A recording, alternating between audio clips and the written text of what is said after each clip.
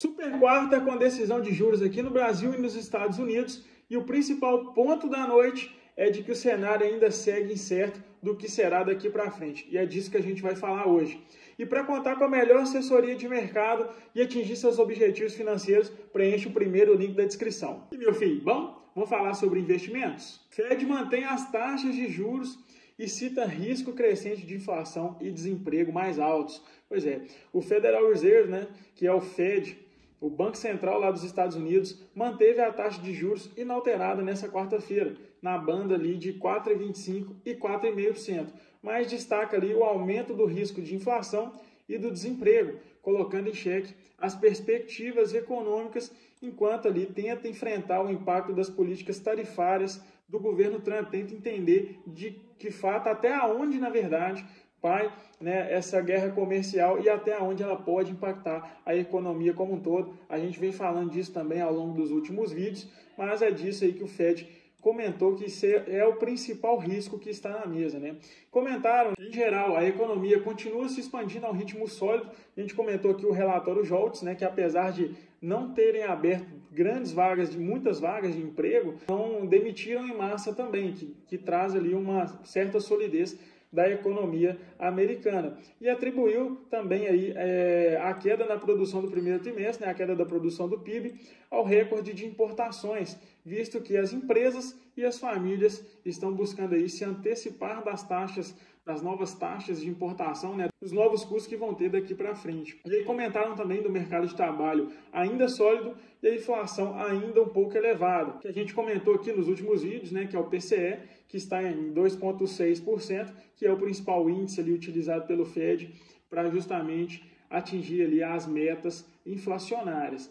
E a direção da política monetária lá nos Estados Unidos depende de qual dos riscos vai se desenvolver. Um cenário em que o mercado de trabalho seguirá mais fraco, ou seja, a gente tem muitas demissões, o mercado não está empregando tanto, as empresas não estão fazendo novos investimentos, reforça ali o corte dos juros.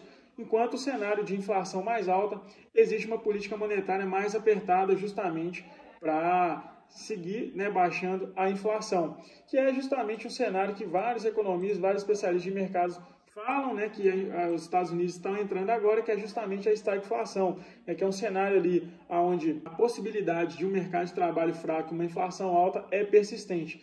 E aí é justamente entender para qual direção o Fed vai apontar o canhão, porque não tem jeito de ajudar e ajustar os dois ao mesmo tempo, visto que um pede queda de juros e o outro pede aumento de juros ou manutenção da taxa de juros. Então é um cenário bem complexo e bem difícil aí que a economia americana passa no momento. E aí, segundo o Powell, na sua coletiva após a decisão de juros, que o momento é de esperar antes de ajustes aí na política monetária.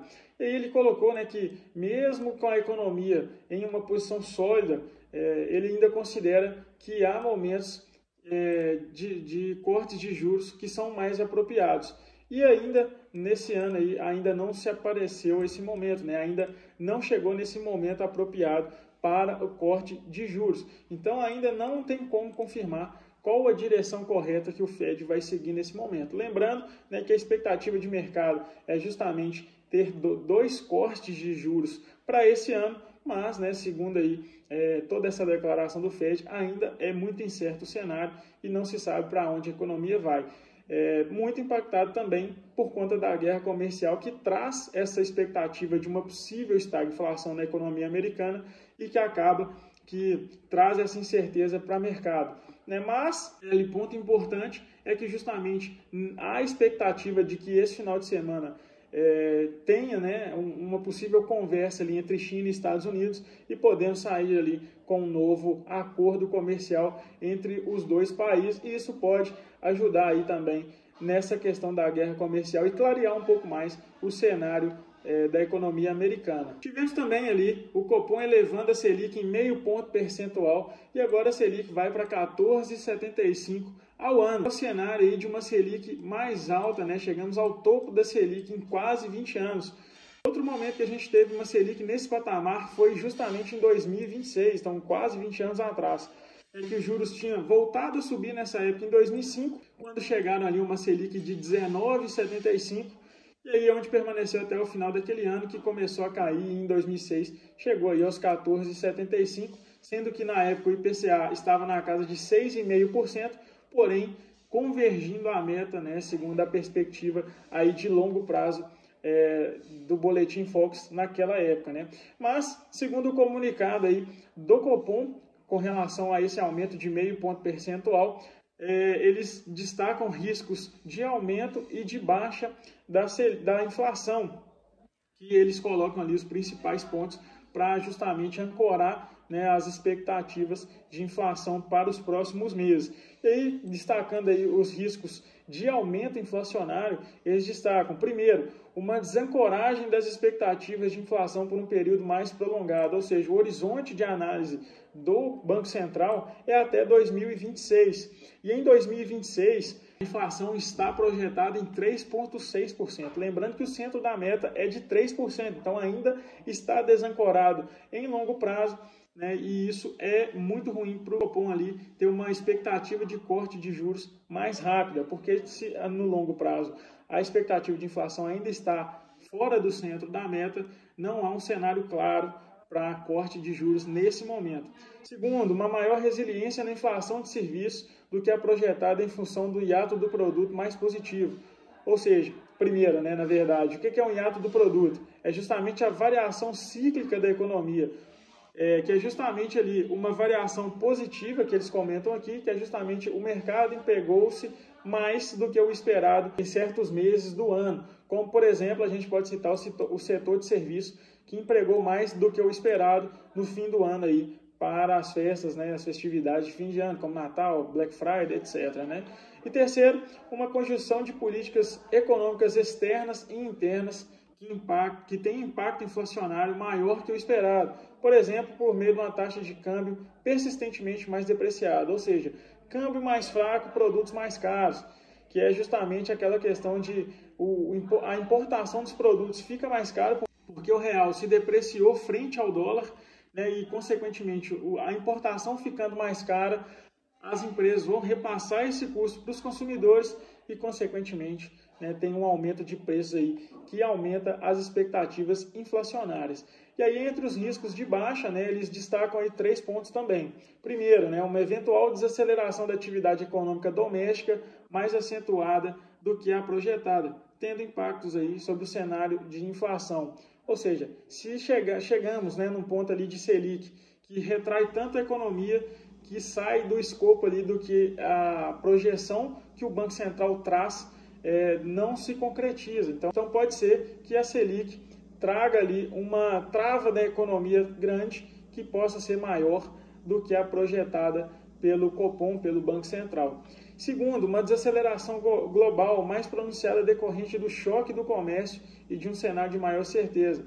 Aqui, né, citando aí as possibilidades que a guerra comercial, principalmente entre Estados Unidos e China, traz para o mercado global, né, e isso, consequentemente, traz muita incerteza para todas as economias, principalmente as economias em desenvolvimento como a nossa, né? Tem aí grande dependência desses grandes países aí como China e Estados Unidos, e aí destaque para a China aí, que é o nosso principal parceiro comercial hoje.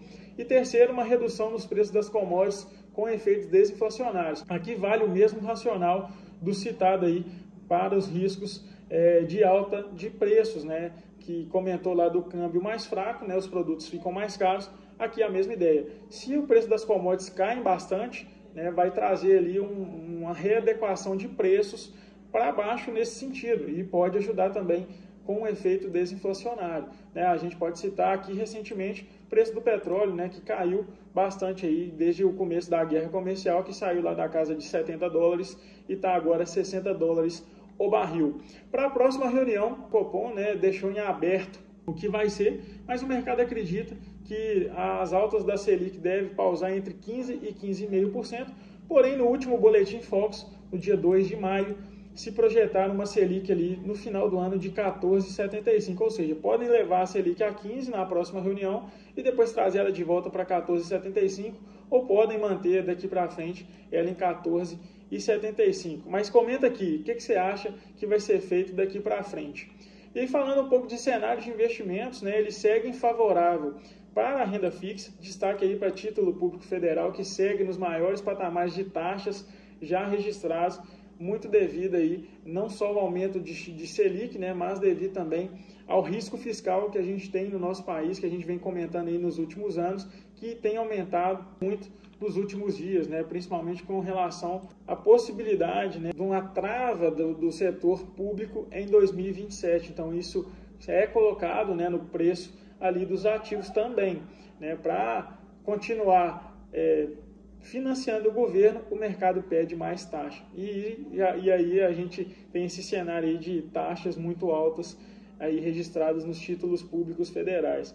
E com a alta de juros, né, segue pressionando os ativos de risco, como ações e fundos imobiliários, porque justamente os juros é o preço do dinheiro. Então, se o juros está nesse patamar, vários investidores vão preferir deixar o dinheiro estacionado ali na renda fixa, né, sem risco, né, para poder ali colocar e remunerar o seu dinheiro, do que levar para algum projeto de alguma empresa que possa trazer mais rendimento do que esses 15% hoje aí de Selic, mas que vai correr muito risco para conseguir ali uma remuneração acima desses 15%. Então, a tendência é que o dinheiro vá para a renda fixa e isso aí penalize a cotação das ações e dos fundos imobiliários. E isso traz uma oportunidade de alocação em bons ativos de boas empresas dessas ações e desses fundos imobiliários aí.